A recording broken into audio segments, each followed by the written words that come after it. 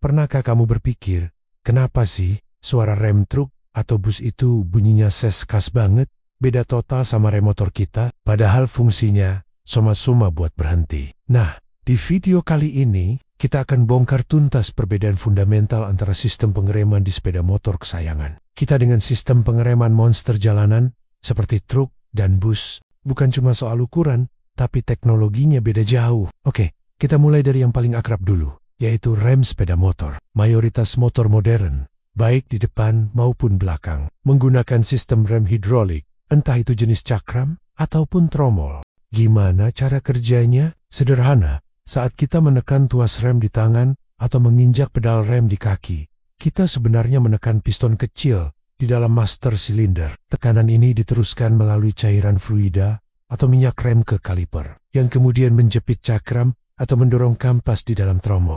Intinya, kekuatan pengereman itu berasal dari tekanan hidrolik yang kita hasilkan lewat kekuatan jari atau kaki kita. Simple, efektif, dan responsif untuk bobot motor yang relatif ringan.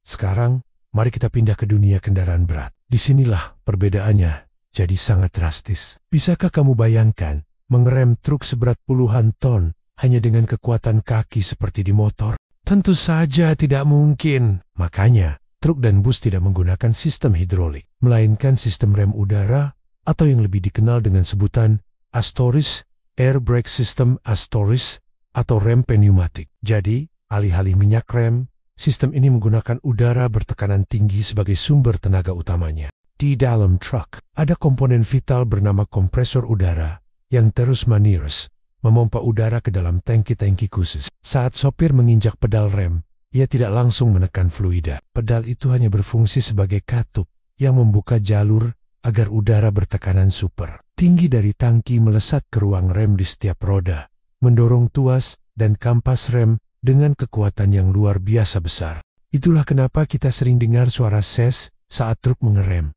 Itu adalah suara pelepasan udara bertekanan. Perbedaan sumber tenaga ini juga mengarah pada aspek keamanan yang sangat krusial. Pada rem motor hidrolik, jika terjadi kebocoran minyak rem atau yang kita sebut remblong, kita akan kehilangan seluruh daya pengereman karena tidak ada tekanan yang bisa diteruskan. Ini sangat berbahaya. Nah, sistem rem udara pada truk justru dirancang sebaliknya, dengan prinsip fail-safe atau aman saat gagal. Jika terjadi kebocoran dan tekanan udara di dalam tangki habis, remnya tidak akan blong, tapi justru akan terkunci secara otomatis. Kenapa bisa begitu? Karena pada kondisi normal, udara bertekanan tinggi justru berfungsi untuk menahan perpegas yang sangat kuat agar rem tidak aktif. Jadi, kalau udaranya hilang, pegas kuat inilah yang akan langsung menekan kampas rem dan membuat roda berhenti. Jauh lebih aman kan? Sistem ini memastikan bahwa bahkan dalam kondisi darurat sekalipun, truk masih bisa berhenti, meskipun secara mendadak.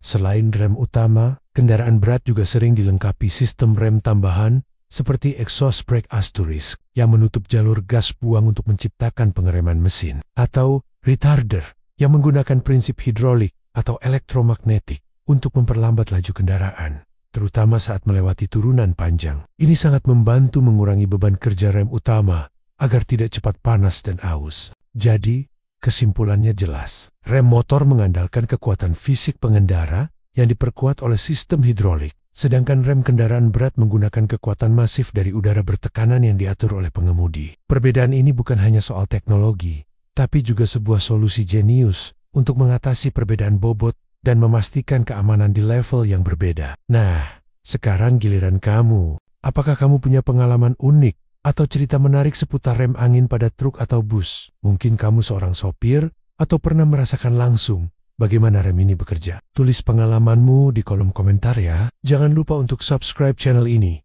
agar tidak ketinggalan konten-konten teknis otomotif mendalam lainnya. Terima kasih sudah menonton, sampai jumpa di video berikutnya.